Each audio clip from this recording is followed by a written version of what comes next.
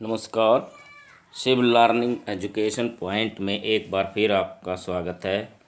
आज हम प्राचीन भारतीय इतिहास के स्रोतों के बारे में जानकारी लेंगे। प्राचीन भारतीय इतिहास को सुविधा की दृष्टि से क्या है, 3 भागों में बांटा गया है: प्राचीन भारत, मध्यकालीन भारत एवं आधुनिक भारत। यहाँ प्रत्येक खंड का हम उल्लेख किया गया है और प्राचीन भारतीय इतिहास के स्रोत हैं जो हमें जानकारी प्राप्त। स्रोत क्या है? इतिहास एक दम के प्रयास से लिखी गई पुस्तक नहीं है, ना ही किसी कमरे विशेष में बैठकर हम क्या इतिहास लिख सकते हैं। इतिहास की जानकारी के लिए अनेक सोर्सेज हैं, जो स्रोत हैं उन पर निर्भर रहना पड़ता है।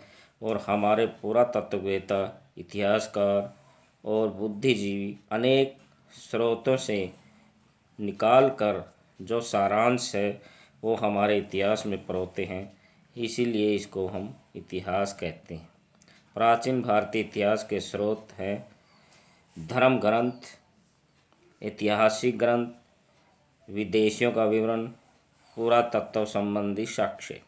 धर्म ग्रंथ से अभिप्राय जैसे रामायण, महाभारत और क्या है हमारे वेद हैं, उनसे हमें क्या है भारत के इतिहास की परंपरागत जानकारी, प्राचीन से प्राचीनतम जानकारी प्राप्त होती है। इतिहास से संबंधित ग्रंथ होते हैं जैसे कल्हड़ की राजनीति। इस प्रकार के अनेक राजाओं महाराजाओं के समय जो इतिहास से संबंधित आलेख प्राप्त हुए, ऐतिहासिक ग्रंथ। विदेशी यात्रियों का वर्णन जैसे ह्यून सांग, महायान, इत्सिंग आदि यात्रियों ने क्या किया है, वो ग्रंथ रचे। और पुरातत्व संबंधी साक्ष्य। पुरातत्व संबंधी साक्ष्य से अभिप्राय है कि प्राचीन जो खुदाई में मिले अवशेष हैं, मूर्तियां हैं, मुद्राएं हैं और प्राचीन इमारतें हैं और खंडर हैं, धातु की मूर्तियां हैं। इस प्रकार से क्या पुरातन संबंधी साक्ष्यों से हमें क्या है उसकी जानकारी प्राप्त होती है। धर्म ग्रंथों और ऐतिहासिक ग्रंथों से मिलने वाले महत्वपूर्ण क्या क्या हमें जानकारी मिलती है। भारत का सर्वप्रथम प्राचीन ग्रंथ है वेद, जिसके संकलनकर्ता देवव्यापन वेद व्यास जी, जो सबसे पहले क्या है जिन्होंने किसकी रचना करी थी, वेदों की रचना करी। सबसे प्राचीन वेद ऋग्वेद को माना जाता है और सबसे बाद का वेद क्या अर्थवेद होता है। ऋग्वेद में मंडलों की संख्या 10 है और सोम देवता का इसमें उल्लेख किया गया है। और 9वें मंडल में क्या है, सोम देवता की आराधना का वर्णन है। ऋग्वेद में सूक्तियों और श्लोकों की संख्या 1028 व 10,462 है। इन श्लोकों को ऋचाओं की संज्ञा भी दी जाती है। नेक्स्ट हमारा वामन अवतार के 3 पगों के आख्यान का प्राचीनतम स्वरूप ऋग्वेद में, यानी भगवान विष्णु द्वारा वामन रूप धारण किया गया और 3 पगों में ही सारी पृथ्वी, आकाश और भूलोक को क्या है मापा गया। इस प्रकार की कथाएं प्राचीन ऋग्वेद में वर्णित है।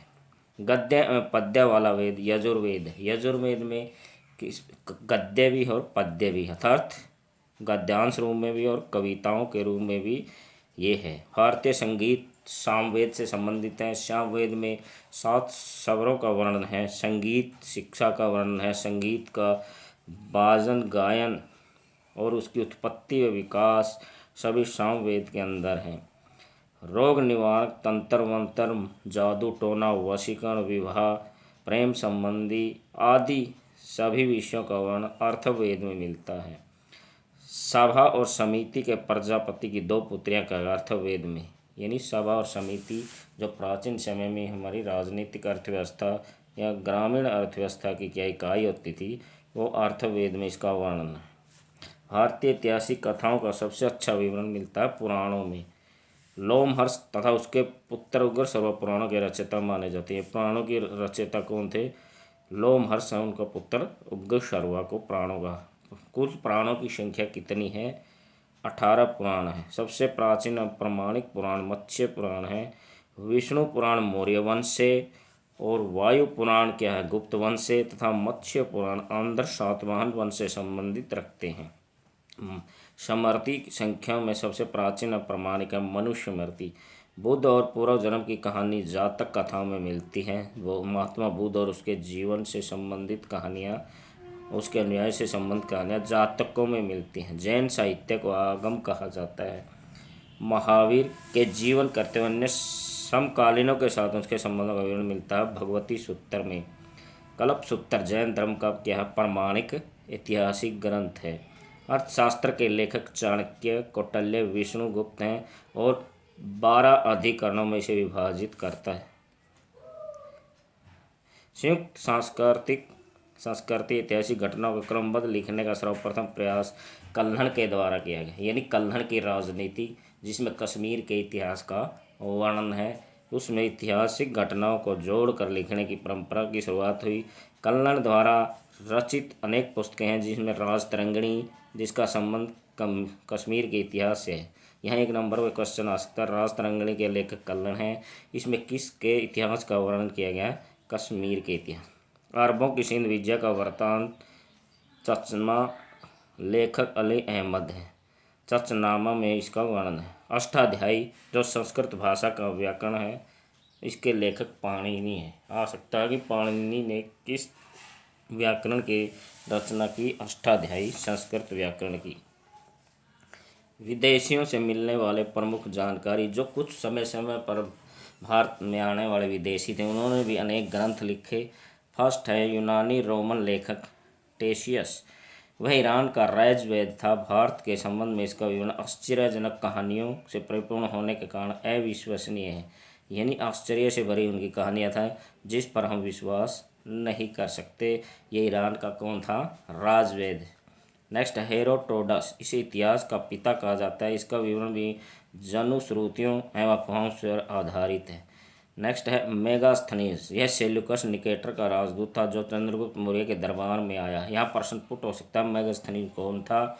सिकंदर निकेटस सेल्यूकस का राजदूत। वह किसके दरबार में भारत में आया था? चंद्रगुप्त मौर्य के दरबार। डाइमेकस, यह सीरियस नरेश अंतिकोयस योकस का राजदूत था जो बिंदुसार के दरबार में आया था। टोलमी, इसे 2री शताब्दी में भारत का भूगोल नामक पुस्तक लिखी। एक नंबर में आ सकता है कि हम भारत का भूगोल नामक पुस्तक किसने लिखी? टोलमी ने। कौन सी शताब्दी में? 2री शताब्दी में। फिर नेक्स्ट है चीनी लेखक फाहियान।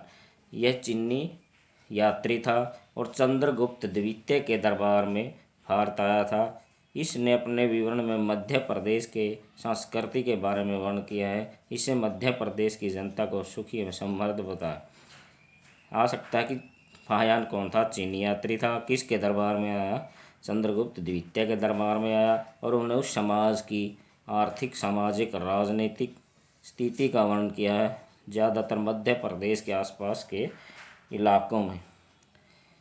संयुगन, यह 1518 में भारत आया। इसे अपने 3 वर्षों की यात्रा में बौद्ध धर्म की परिस्थितियाँ एकत्रित की। ह्यून-सांग, यह हर्ष के काल में भारत आया।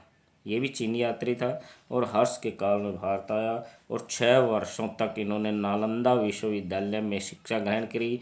16 वर्षों तक ये भारत में रहा और उसने हर्षकालीन समाज राजनीतिक के बारे में जो वर्णन किया है वो उसकी पुस्तक में है। इत सिंह, यह 7वीं शताब्दी के अंत में भारत आया।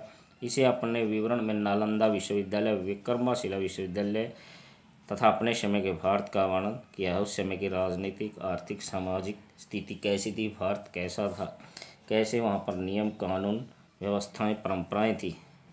नेक्स्ट है अरबी लेखक अल बेरूनी। यह महमूद गजनवी के साथ भारत आया था। उसने भारतवासियों से जो सुना उसी के आधार पर अपना विवरण तहकीक-ए-हिंद किताब में लिखा। अल बेरूनी की प्रसिद्ध पुस्तक कौन सी है? तहकीक-ए-हिंद भारत की खोज नामक पुस्तक में प्रस्तुत किया, जिसमें राजपूत कालीन समाज, धर्म, रीति रिवाज, राजनीतिक का प्रकाश डाला गया है। अन्य लेखक हैं जैसे तारानाथ, यह एक तिब्बती लेखक था। इसने कंगयूर तथा तंयुंगुर नामक ग्रंथ की रचना की। इससे भारतीय इतिहास के बारे में जानकारी मिलती है। मार्को पोलो, यह 13वीं शताब्दी के अंत में पांड्य देश से भारत आया था। इसका विवरण पांड्य इतिहास के अध्ययन के लिए उपयोगी है। पुरातत्व संबंधी साक्ष्य से मिलने वाली जानकारियाँ 1400 ईस्वी पूर्व का अभिलेख एशियाई माइनर से भोगाज कोई वैदिक देवता मित्र वरुण इंद्र और नक्षे अश्विनी कुमार के नाम मिलते हैं। मध्य भारत में भगवत धर्म विकसित होने का प्रमाण यवन राजदूत होलियोडोरस के वेशनगर विदिशा गरुड़ स्तंभ लेख से प्राप्त होता है। कश्मीरी नवपाषाणिक पुरास्थल ब्रुज होमगर्तवास गड्ढा का घर बनाने के साक्ष्य मिले खुदाई में। और प्राचीन सिक्कों को आहत सिक्के कहा जाता है। ये क्या है?